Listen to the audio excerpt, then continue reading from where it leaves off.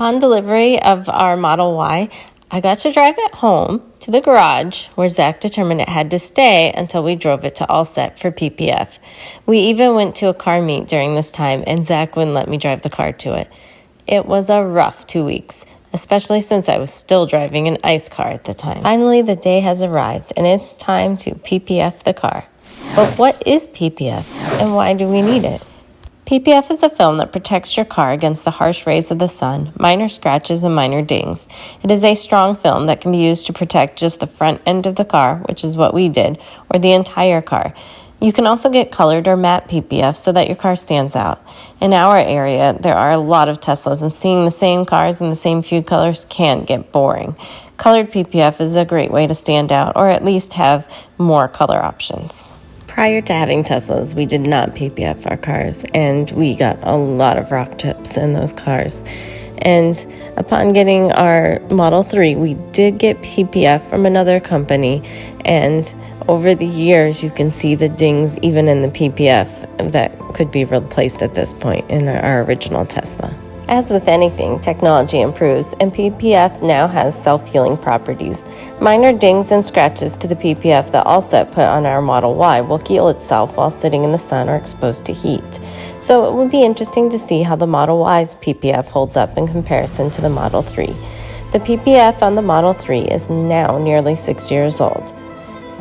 We noticed other differences between the application of the PPF from the Model 3 to the Model Y. When we had the PPF put on our Model 3, Allset was not in Jacksonville. It is a newer company to the area. The original company that we used actually put PPF around the emblems, as you can see here. Allset actually removed the emblems when they put the PPF on and then replaced them after applying the PPF. We found this attention to detail refreshing and overall made the PPF look better and more seamless. They also wrapped the PPF around edges where it was possible to do so there wouldn't be visible seams and to help protect it from peeling. The fact that they work only on Teslas means that they really understand the cars and do a good job when they work on them. First, I just want to go over everything that we have done to the car. So when the car got here, we went ahead and we washed it outside, and we clay barred the hood, hit it with iron remover, got it nice sparkly clean, everything off of the actual clear coat on the top of the paint. Then we brought it in, it went over to my light tunnel over there. We did a thorough inspection. We did find just some light scratches, especially on the hood, and some swirls, so we did a stage 2 color correction. We did a polish, basically. Got rid of those.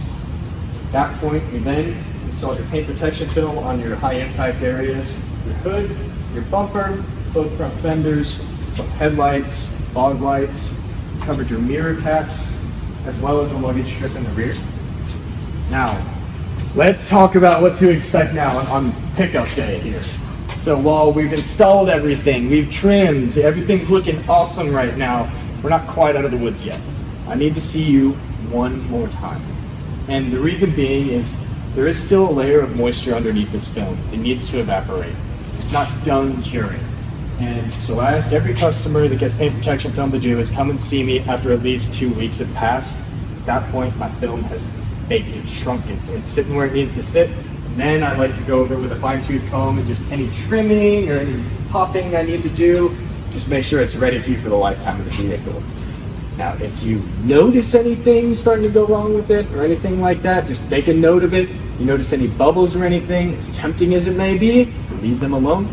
If it's a water bubble on there, it will evaporate and there will be nothing left over. I promise you that. I would wait at least a week to wash it to be on the safe side. Like I said, we're still curing. If you look inside here in the passenger seat, I've got a trio kit to give you. It has a couple of different products that will take care of it after delivery. So right here in the blue, this is your Cyber soap.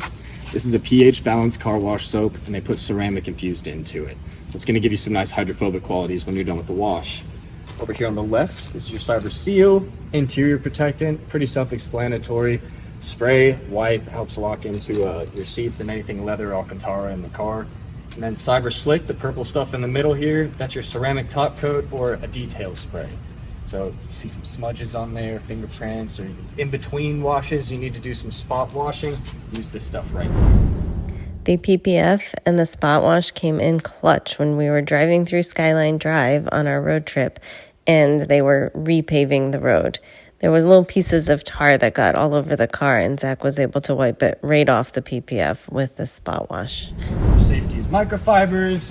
I'm always going to recommend that you do a touchless car wash on this. You know, bucket and a mitt, you can't ever beat it. However, He doesn't let us do the car wash period with the Tesla. There's no car washing. So we the do kids, the 2-bucket method. the kids are aware that their last car wash is in my Pathfinder that's out there. Yeah, there's no more car washes as allowed. long as you've got it figured out, it sounds like you do. We want to give that to you. Thank you so much. That's awesome. Choosing PPF is really a personal decision. There are many factors. For us, it is worth it because we do a lot of highway driving and we've experienced a lot of rock chips in prior cars. It may not be worth it to you if you do not drive in areas where you would get a lot of rock chips. We also keep our cars a long time, so we see it as protecting our investment. Teslas are known for having softer paint that is easier to chip or scratch, which is why it's typically not recommended to take them through car washes without PPF or ceramic coating to protect the paint. If you do decide to get PPF, we recommend doing your research. Make sure the warranties are good, that you get self-healing PPF, and that they take the time to pay attention to details, such as wrapping around the edges and underneath the emblems.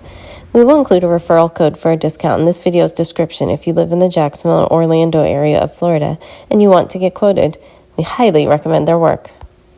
So that's a wrap on our PPF experience. If you have any questions, please drop it in the comments below and give this video a like and a subscribe if you want to see more.